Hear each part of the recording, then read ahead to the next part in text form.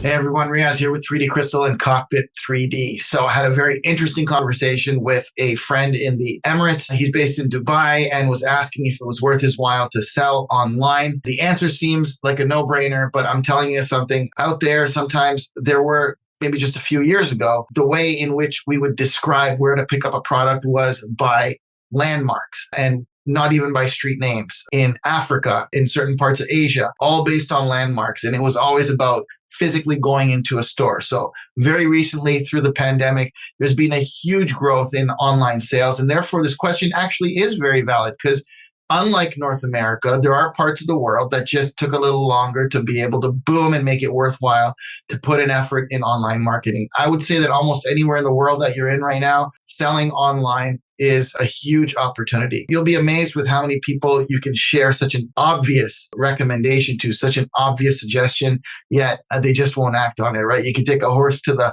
pond, but you can't force them to drink. You can send a kid to college, can't force them to think. So what I would say is put some thought into this really, that if you haven't really focused online, if it's kind of a hobby that you're dabbling with, selling online is a huge opportunity. Now, his question was also, how do I beat the competitor? And how do I succeed with having customers buy from me online if I'm going to sell online? So I told him, and I'm telling any of you, no matter what product you're selling, whether it's 3D crystals or any product for that matter, selling online is definitely the way to go as one of your verticals amongst many verticals and many business models that you'll have within your venture. In terms of his question on how to beat competitors, look, here's what I always say. You'll hear me say time and time again, your objective is not to destroy your competitor. You know, some people say they're going to destroy their competitor. That is not the objective. The objective is definitely to outperform your competitor, but don't make it personal. Focus on yourself, focus on your business, and focus on growing market share.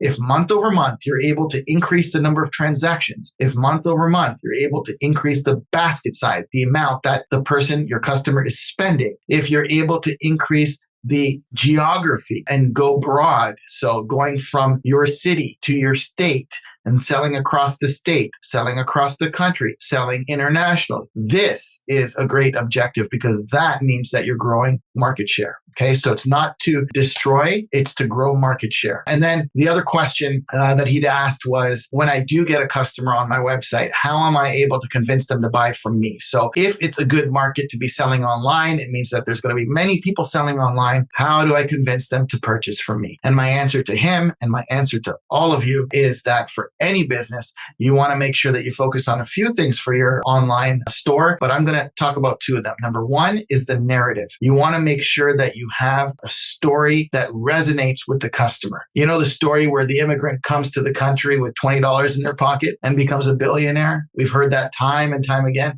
Why are they saying that story?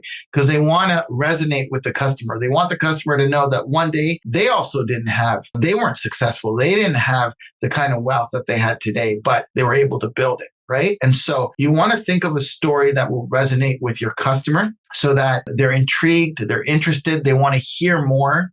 And when you have their attention, which is very hard to get, but when you do have their attention and when they're listening, then all of a sudden, now you have a more engaged customer. And an engaged customer is a customer that's going to be valuable to you because it means that they are warm and they are more likely to spend. You want to have the narrative. The second thing that you want to have is you want to make sure that you've got the face to represent your company, your store, your product, your brand.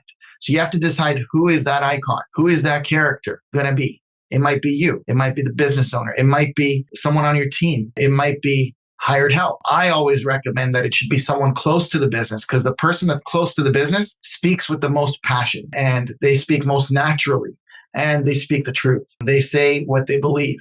What they experience. And that comes across, and it's so powerful because that comes across to the customer and it makes them believe that they're purchasing from you, they're purchasing from a person, that they're getting the real deal because people don't just want to buy from companies. In fact, it's the other way around. You know, back in the day, it was making your website look as professional and making the cosmetics of everything look as professional as possible. Now, it's not about that. It's about keeping it natural. It's about showing them that you're a real person, that you also have papers lying all over your desk, right? That's natural. I didn't go and wipe my desk before recording this. I kept it natural. So you want to keep it natural too. That might also mean when you're doing your marketing, doing marketing around your family, because when they see that you're a real person with a real family, again, it convinces them that they're buying from the real deal, that it's not some random ad hoc site online.